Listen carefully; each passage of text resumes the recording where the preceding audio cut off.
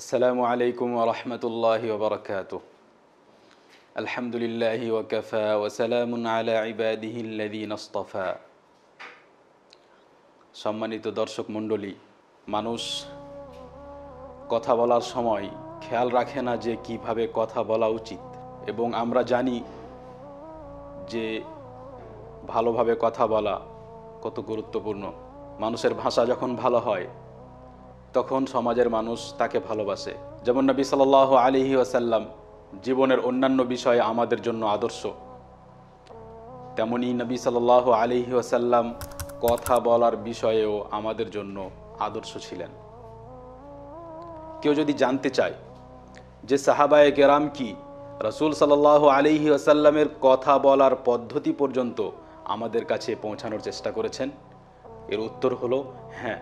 রাসূল সাল্লাল্লাহু আলাইহি ওয়াসাল্লাম কিভাবে কথা বলতেন এবং রাসূল সাল্লাল্লাহু আলাইহি ওয়াসাল্লাম কি ধরনের কথা বলতেন, রাসূল সাল্লাল্লাহু আলাইহি ওয়াসাল্লাম কি পরিমাণে কথা বলতেন, সব সময় কথা বলতেন না বেশিরভাগ নিশ্চুপ থাকতেন, এসব কথা সাহাবায়ে কেরাম বিভিন্ন সময়ে বর্ণনা করেছেন এবং তা আমাদের কাছে পৌঁছেছে।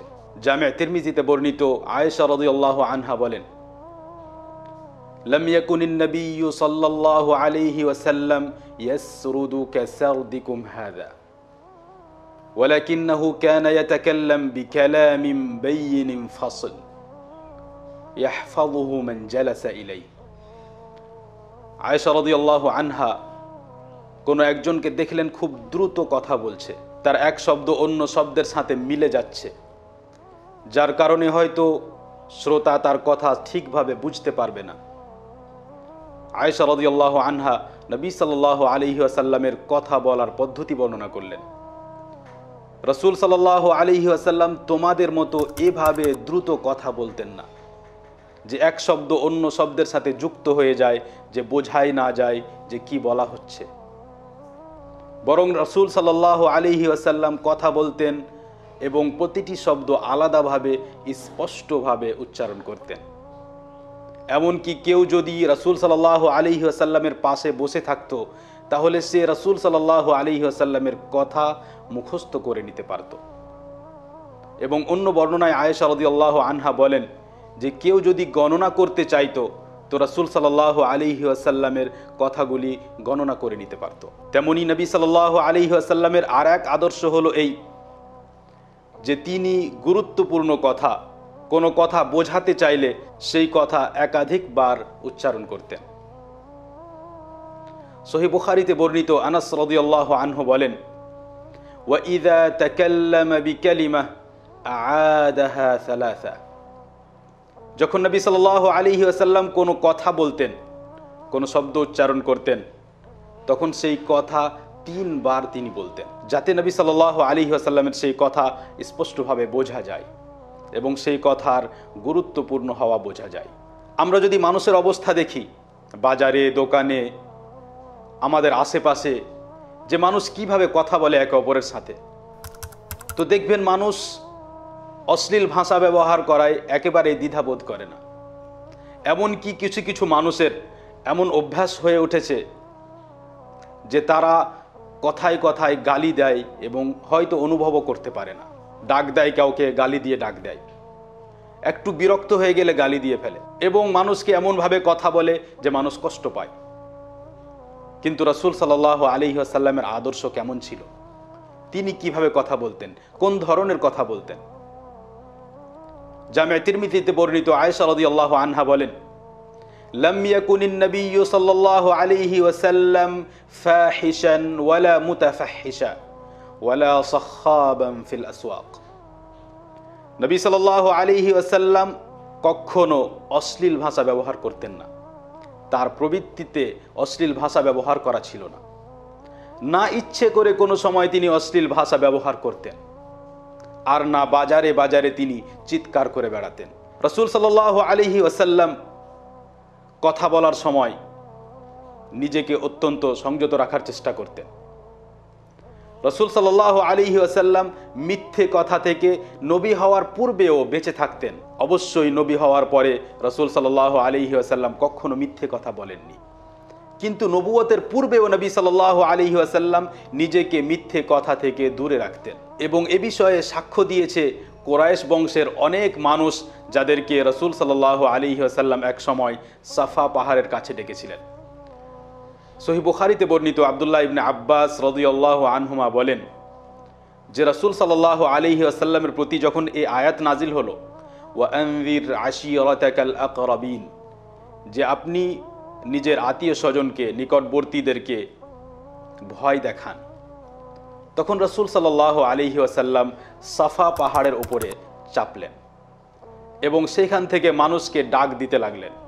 সবাই যখন একত্রিত হলো, রাসূল সাল্লাল্লাহু আলাইহি ওয়াসাল্লাম তাদেরকে সম্বোধন করে বললেন, আরাআইতুম ইন আখবারতুকুম আন্না খাইলান তাখরুজু মিন সাফহি হাযাল জাবাল আকুনতুম মুসাদ্দিকি, তোমাদেরকে যদি আমি বলি যে এই পাহাড়ের পাদদেশ হতে এক অশ্বারোহী বাহিনী তোমাদের দিকে ধেয়ে আসছে, বেরিয়ে আসছে তোমাদের দিকে, তাহলে তোমরা কি আমার কথা সত্য হিসাবে গ্রহণ করবে? তারা সবাই এক বাক্যে উত্তর দিল, মা জাররাবনা আলাইকা কাযিবা, কখনো আপনাকে তো আমরা মিথ্যে বলতে শুনিনি, কখনো আপনাকে মিথ্যে বলতে দেখিনি।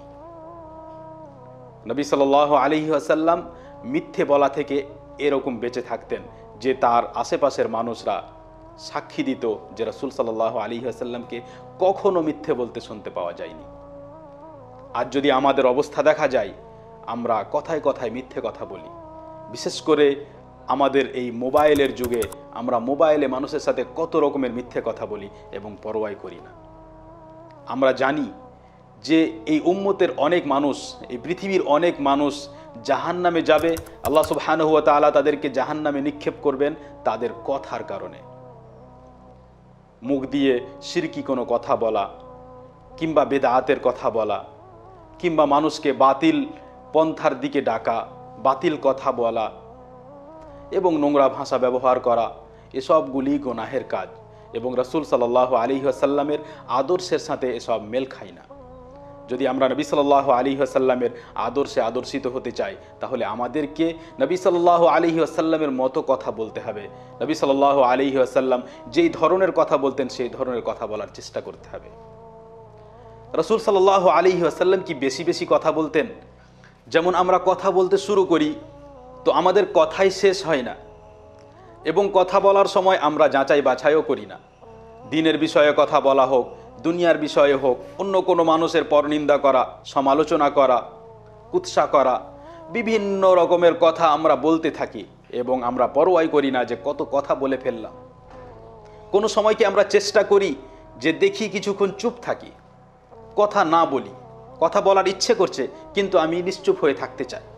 কোনো সময় কি আমরা এই অভ্যাস গড়ে তোলার চেষ্টা করেছি যে আমরা নিজেকে চুপ রাখবো, কথা বলার প্রয়োজন নেই তো কথাই বলবো না? রাসূল সাল্লাল্লাহু আলাইহি ওয়াসাল্লামের আদর্শ কি ছিল? তিনি বেশি কথা বলতেন না কম কথা বলতেন? মুসনাদ আহমদে হাদিস বর্ণিত হয়েছে, সিমাক ইবন হারব রাহিমাহুল্লাহ, একজন তাবেঈ, জাবির ইবন সামুরা রাদিয়াল্লাহু আনহুকে জিজ্ঞেস করলেন, আকুনতা তুজালিসুন নবিয়্য সাল্লাল্লাহু আলাইহি ওয়াসাল্লাম, আপনি কি রাসূল সাল্লাল্লাহু আলাইহি ওয়াসাল্লামের পাশে থাকতেন? আপনি কি রাসূল সাল্লাল্লাহু আলাইহি ওয়াসাল্লামের সাথে ওঠা বসা করতেন?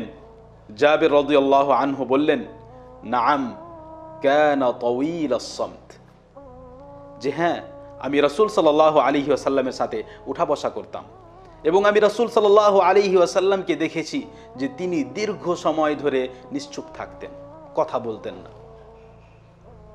এবং নবী সাল্লাল্লাহু আলাইহি ওয়াসাল্লাম আমাদেরকে আদেশও করেছেন যে আমরা যদি কথা বলি যেন ভালো কথা বলি, আর না হয় চুপ থাকি। যদি আমরা নিজেদেরকে বাঁচাতে চাই গুনাহ থেকে, জিহ্বার গুনাহ থেকে এবং জাহান্নামের আগুন থেকে নিজেকে বাঁচাতে চাই, তাহলে আমাদেরকে কথা বলার সময় অত্যন্ত সাবধান থাকতে হবে।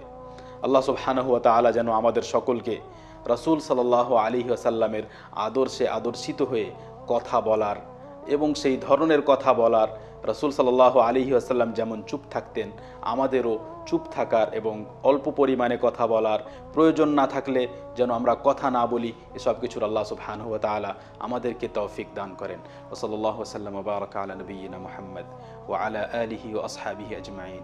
আসসালামু আলাইকুম ওয়া রাহমাতুল্লাহি ওয়া বারাকাতুহু।